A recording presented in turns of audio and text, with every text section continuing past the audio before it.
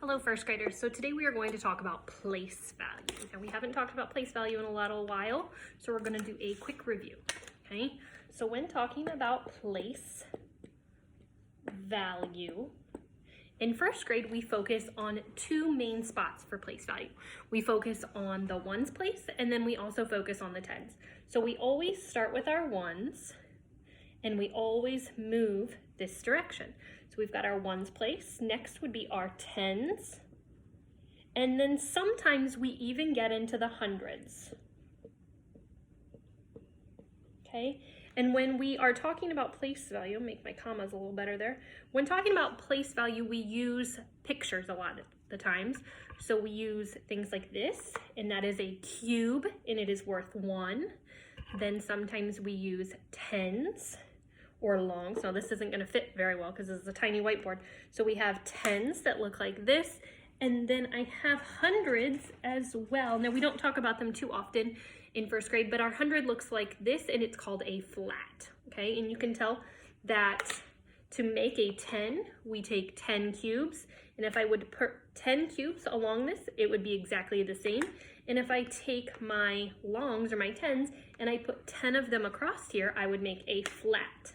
Okay, so there's our mini lesson on place value. We're going to do a couple examples next. Okay, so I'm going to remove these from my board and I'm going to flip it. So I'm going to put some place value pieces up here, and then I'm going to have you guys count them with me. So remember, I always start with my ones, so I'm going to put some ones up here. And I try to keep them organized in a row so that we don't accidentally double count or forget one of them when we're counting them up, okay? And I'm gonna add some longs as well.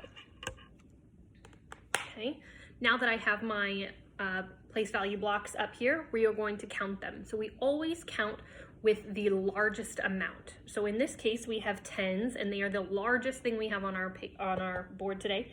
So this is 10, and another 10 would be 20. So we have 10, 20. This is where it gets tricky. I have to stop counting by tens and now count by ones. So 10, 20, 21, 22, 23, 24, 25.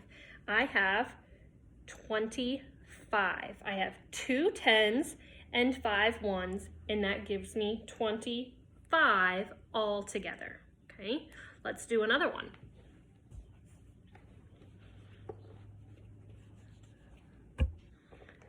I'm going to add some, so our number will be larger than 25 this time.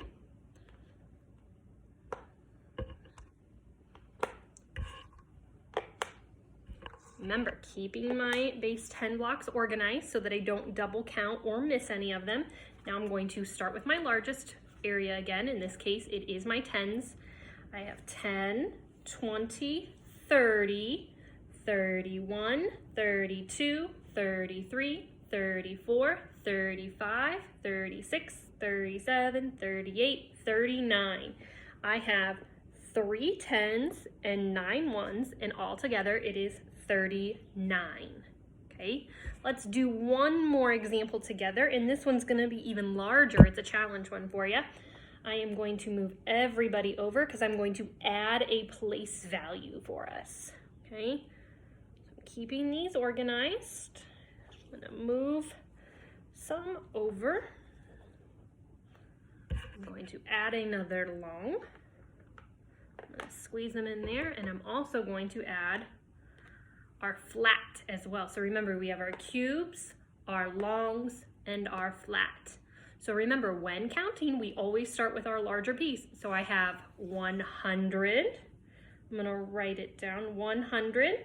Then I have 1, 2, 3, 4 longs, and I have 1, 2, 3, 4, 5, 6, 7, 8, 9 cubes, okay? So my number should be 149. So this would be how it would look if I wrote it in expanded form, which should look familiar to you guys. We do it in calendar.